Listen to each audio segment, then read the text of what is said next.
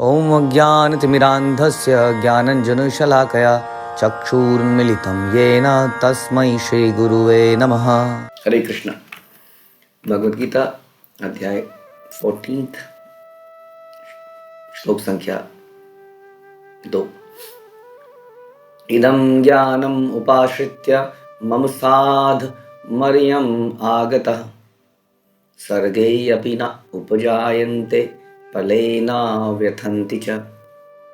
इस ज्ञान में स्थिर होकर मनुष्य मेरी जैसी दिव्य प्रकृति या स्वभाव को प्राप्त करता है। इस प्रकार स्थित हो जाने पर वह ना तो सृष्टि के समय उत्पन्न होता है और ना प्रलय के समय विचलित होता है। तो हमने भगवान ने पिछले श्लोक में बोला कि मैंने तुम्हें ये जो परम ज्ञान दिया, इसको मैं और ज़्यादा अब दोबारा से एक बार बताऊंगा। और हमने चर्चा करी कि हम इसके डिटेल में जाएंगे। हमने चर्चा करी कि हम कैसे करप्ट हो जाते हैं, कंटामिनेट हो जाते हैं इन 3 गुणों के कारण, और कैसे इन 3 गुणों से बचा जाए। इसके लिए ये समझना ज़रूरी है कि 3 गुण काम कैसे करते हैं। ये सारा ज्ञान समझने के बाद व्यक्ति क्या होगा, भगवान जैसी दिव्य स्थिति को प्राप्त करेगा। दिव्य स्थिति, दिव्य का मतलब होता है transcendental, which is beyond this world. इस संसार की हर वस्तु जो दिव्य नहीं है वो 3 गुणों से प्रभावित है, तमो, रजो और सतो। और इसके कारण कई सारे विकार हमारे अंदर पैदा होते हैं। लालच, घृणा, द्वेष, ईर्ष्या, ये जो अनर्थ हैं हमारे हृदय में पैदा होते हैं, और ये अनर्थ हमें निरंतर जलाते रहते हैं, हमें आनंदित भी नहीं रहने देते इस संसार में, और दोबारा हमारे जन्म मृत्यु का कारण बनते रहते हैं। हमारे अंदर बहुत सारी इच्छाएं पैदा होती हैं इस संसार में अच्छे से रहने के लिए, सुखी रहने के लिए,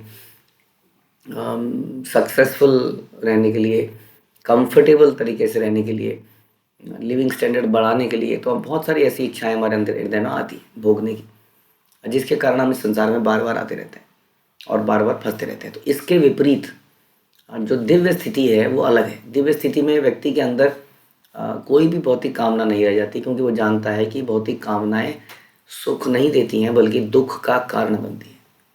हम जो भी इच्छाओं की पूर्ति करते हैं वो हमारे दुख का कारण बनती है, ना कि सुख का। भगवान ने भी भगवद गीता में बताया है कि ये संसार वास्तव में दुख का दुखालय या शाश्वतम है। तो इसलिए जो दिव्य पुरुष होते हैं वो इस ज्ञान को समझ भी जाते हैं और रियलाइज भी करते हैं, इसलिए अपनी इच्छाओं को बदल देते हैं, इच्छाओं को भगवान की सेवा में लगा देते हैं। तो दिव्य प्रकृति को प्राप्त करते हैं। भगवान की क्या प्रकृति है? भगवान की प्रकृति है कि कभी माया द्वारा वो प्रभावित हो ही नहीं सकते हैं, क्योंकि वो माया के कंट्रोलर हैं, माया से ऊपर हैं, बहुत ऊपर हैं। जीव भी माया से ऊपर है, ऐसा भगवान ने गीता में बताया कि जीव शक्ति माया शक्ति से ज़्यादा पावरफुल है। लेकिन अपनी इन करप्ट इच्छाओं के कारण, जो हमने चर्चा करी, कई बार हम शक्तिशाली व्यक्ति भी एक कमज़ोर आदमी के सामने घुटने टेक देता है बिकॉज ऑफ ग्रीड एंड वासना। एक शक्तिशाली पुरुष, कई बार हमने ऐसा देखा कि बड़े बड़े राजा लोग, बड़े बड़े लोग किसी स्त्री के सामने झुक गए। वो उसके सामने कहीं नहीं थी, कमज़ोर थी शक्ति में, हर चीज़ में, लेकिन वासना। तो इसी कारण से माया को भोगने के चक्कर में हम माया के सामने घुटने टेक देते हैं। लेकिन जब हम अपने इन 3 गुणों से अपने आप को बचा लेते हैं यदि, तो हमारी स्थिति दिव्य हो जाती है, ट्रांसीडेंटल हो जाती है, यानी कि इस संसार में किसी चीज़ से प्रभावित नहीं होती। हमने चर्चा करी थी, जैसे कमल कीचड़ में रहता है, कीचड़ में रहते हुए भी इस संसार से प्रभावित नहीं होता, कीचड़ से प्रभावित नहीं होता। उसी वही प्रकृति को वो व्यक्ति प्राप्त करता है जो इस दिव्य ज्ञान को प्राप्त करता है। तो ये दिव्य ज्ञान केवल नॉलेज बढ़ाने के लिए नहीं है, वास्तव में नॉलेज बढ़ाने के लिए नहीं है। जो व्यक्ति केवल सुनता है उसको अंतर फर्क नहीं पड़ता है, लेकिन जो इसको वास्तव में अपने जीवन में डालने का प्रयास करता है उसके कई सारे कष्ट खत्म होने लगते हैं संसारिक, आप देखेंगे। बहुत सारे कष्ट, क्योंकि उसके सारे कष्ट होते हैं सोच से, इच्छाओं से। उसकी इच्छाएं ही प्योरीफाई हो जाती हैं। अभी एक बात समझने की इसमें इम्पोर्टेंट ये है कि इस ज्ञान को पाकर हम लोगों की स्थिति भगवान जैसी हो जाती है। इसका मतलब ये नहीं कि हम भगवान बन जाते हैं, भगवान जैसे हो जाते हैं, नॉट एट ऑल। इसका मतलब है कि हम क्वालिटेटिवली, गुणात्मक रूप से भगवान जैसे हो जाते हैं। जैसे कि प्रभुपाद अक्सर बोलते थे, जैसे एक पानी की एक बूंद, पूरे समुद्र को ले लिया जाए, पानी की बूंद को ले लिया है, दोनों में सेम क्वालिटी मिलेगी।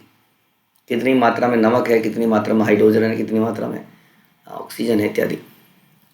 लेकिन एक बूंद है और पानी समुद्र एक अथाह समुद्र है, अनलिमिटेड है। उसी तरह से जीवात्मा गुणात्मक रूप से भगवान जैसी हो जाती है, लेकिन भगवान बन नहीं सकती है। वो बहुत बहुत बहुत बहुत सूक्ष्म है, भगवान बहुत विशाल है। इसलिए ये ध्यान रखना पड़ेगा कि ये जो सूक्ष्म है, इसका दायित्व, इसका कर्तव्य, इसका जीवन का पर्पस एक ही है, इस विशाल की सेवा करना। तो इस ज्ञान में स्थिर होकर दोबारा सुनिए, मनुष्य भगवान जैसी दिव्य, मेरी जैसी, भगवान बोल रहे हैं यहाँ पर अर्जुन को, मेरी जैसी दिव्य प्रकृति को प्राप्त करता है। तो मैं किसी चीज़ से प्रभावित नहीं होता, भगवान कह रहे हैं, क्योंकि मैं ही सब चीज़ों को क्रिएटर हूँ, मैं इन सब चीज़ों से बियॉन्ड हूँ, दिव्य हूँ। वैसा ही व्यक्ति बन जाता है। हाँ, यानी कि इस संसार में रहते हुए भी दिव्य स्थिति को प्राप्त करना पॉसिबल है। इस संसार में रहते हुए भी हमने बोला था इंद्रिय जीत बनना पॉसिबल है।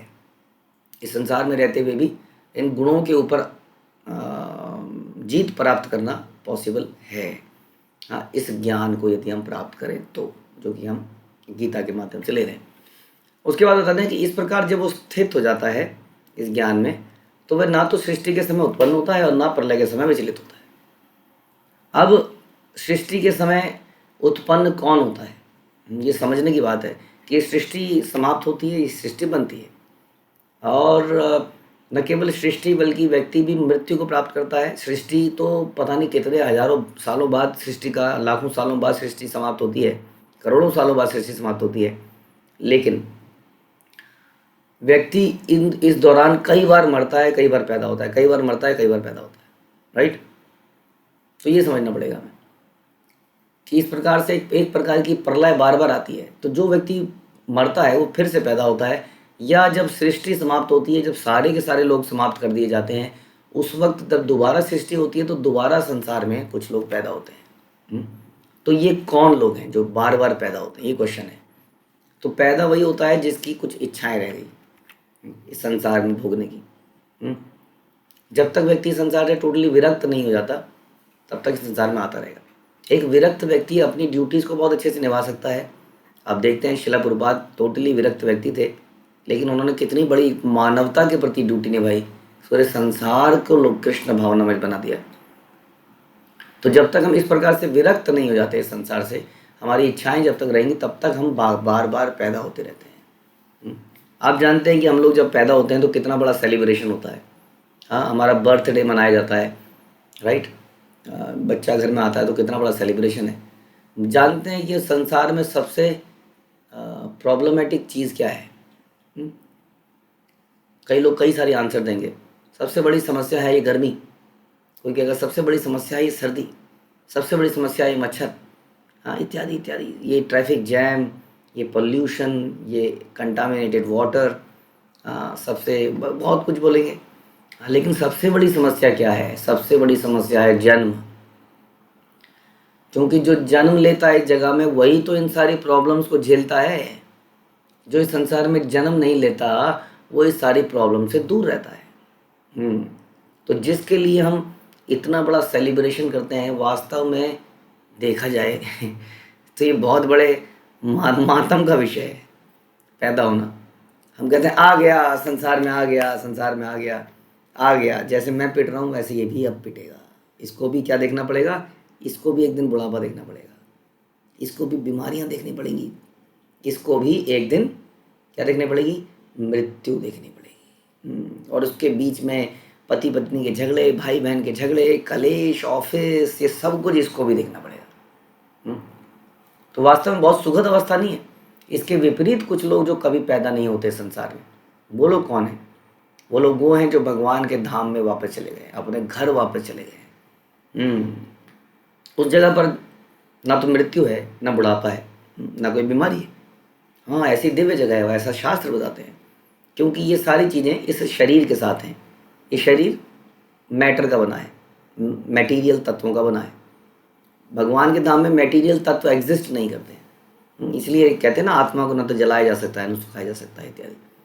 तो इस प्रकार से उस संसार में ये समस्याएं नहीं। तो जो इस संसार में पैदा होता है उसको ये सारी समस्याएं झेलनी पड़ती हैं, जो हमें, ये तो हमने कुछ मोटी मोटी सर्दी, गर्मी या मच्छर, ट्रैफिक, पॉल्यूशन, ये तो है अलग चीज़।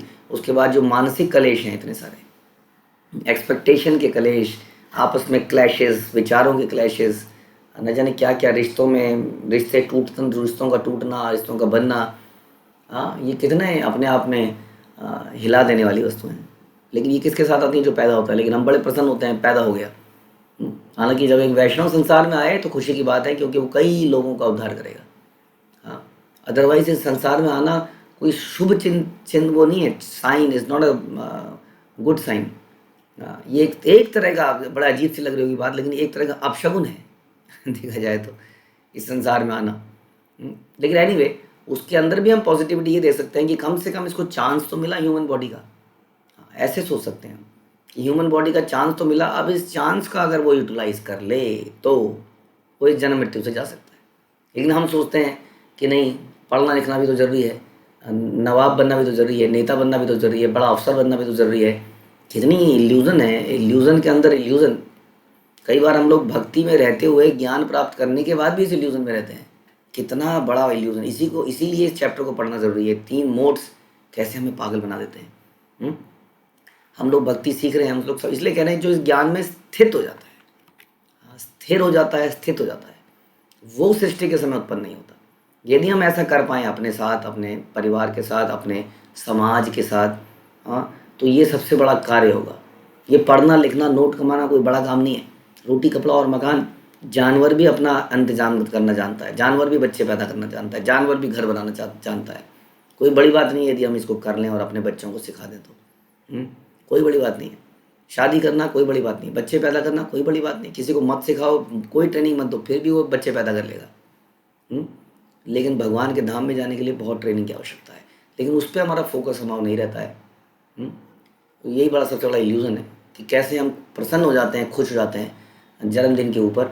खुश होने की बात तब है जब कोई व्यक्ति कृष्ण का नाम लेना शुरू करता है, क्योंकि अब वो अपने जन्म मृत्यु के चक्र से छूटने का पहला कदम उठा रहा है। लेकिन क्या करें, चारों तरफ इस रेस को देख कर हमें लगता है यदि हम ऐसा नहीं कर रहे हैं तो हम पिछड़ रहे हैं। ये बहुत बड़ा इल्यूज़न है वास्तव में। इस इल्यूज़न को मत बढ़ाइए और ज़्यादा। हाँ, ऐसा नहीं है केवल श्रवण करने से कुछ हो जाएगा। श्रवण करने के बाद यदि आपने कुछ एक्शन ही नहीं लिया तो उसका लाभ क्या है ऐसे श्रवण का? मुझे बताइए, क्या लाभ है ऐसे श्रवण का? ये कोई एंटरटेनमेंट है? कोई मूवी चल रही है जिसमें हाथ झाड़े, चलो ये तो मूवी थी, मूवी के करेक्टर थे, भूल जाओ। It is not for forgetting, it's taking some action. यहाँ बता रहे कि इस प्रकार यदि वो स्थित हो जाता है तो सृष्टि के समय उत्पन्न नहीं होता और न प्रलय के समय विचलित होता है। अब इसका क्या मतलब है? पैदा होने का तो समझ गया, पैदा नहीं होता तो अच्छी बात है। प्रलय के समय विचलित नहीं होता, इसका क्या मतलब है?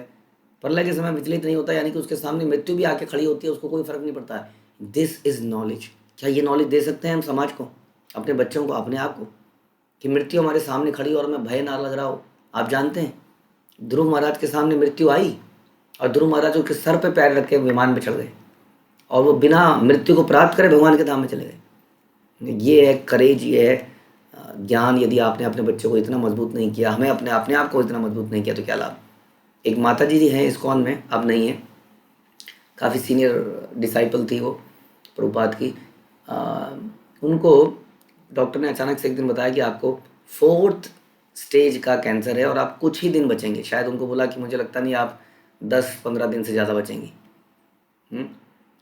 तो चारों तरफ एकदम से बहुत ज़्यादा उदासी, मातम सा छा गया। उनका एक बेटा था जो कि रो रो के अधूरा हो गया। हाँ, ये रियल घटना है।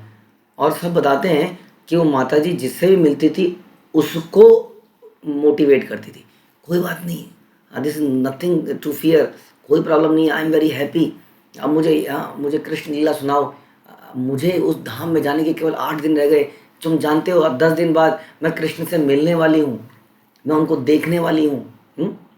सोचिए, हाँ, कितनी एक्साइटमेंट है, क्योंकि वो ज्ञान मिल चुका है ना। किसी यात्रा में आने से पहले हम एक्साइटेड हो जाते हैं, वो यात्रा में 1 हफ्ता बचा है, यात्रा में 5 दिन बचे हैं, यात्रा में 3 दिन बचे। एक्साइटमेंट है, कहीं जाएंगे, कुछ देखेंगे। तो सेम एक्साइटमेंट उस लेडी को, उस माता जी को मृत्यु के समय थी और वो अपने बच्चों को और सारे भक्तों को मोटिवेट कर रही थी, खुद जिसको कि उसको मोटिवेट करने की ज़रूरत थी। और वास्तव में वो डॉक्टर ने 10-15 दिन का ही इतिहास बताते हैं, 8वें दिन she left her body remembering Krishna. इसलिए ऐसा व्यक्ति प्रलय, मृत्यु, उसके समय विचलित नहीं होता, क्योंकि वो जानता है कि उसने जीवन में क्या किया है और जीवन में अब क्या होने वाला है। तो अब ये बिल्कुल उल्टा हो गया, देखिए ज़माना बिल्कुल उल्टा चल रहा है। मृत्यु सेलिब्रेशन का समय हो गया और जन्म मातम का समय हो गया। क्योंकि जन्म में पूरा अनलेस कि वो जन्म को कृष्ण भावनामृत बना ले तो वो जन्म सार्थक है, नहीं तो जन्म वास्तव में मातम है, अपशगुन है। और वो मृत्यु जो भगवान के धाम में व्यक्ति को ले जाए वो बहुत ही बड़ा सेलिब्रेशन का विषय है। इसलिए वैष्णव के तिरोभाव दिवस को भी हम सेलिब्रेट करते हैं।